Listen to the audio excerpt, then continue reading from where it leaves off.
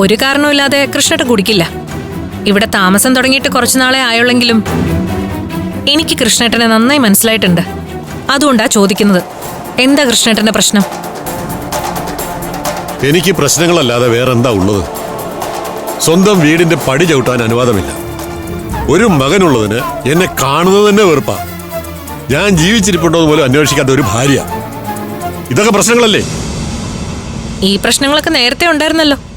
അപ്പോഴൊന്നും കൃഷ്ണേട്ടൻ കുടിച്ചില്ല. പെട്ടെന്ന് ഇപ്പോൾ ഈ മാറ്റത്തിന് എന്താ കാരണം എന്നാ ഞാൻ ചോദിച്ചത്. കൃഷ്ണേട്ടൻ ഭാര്യയുടെയും മകന്റെയും വീടിന്റെയൊക്കെ കാര്യം പറഞ്ഞല്ലോ. അവർക്കൊന്നും കൃഷ്ണേട്ടനെ വേണ്ടാന്നു.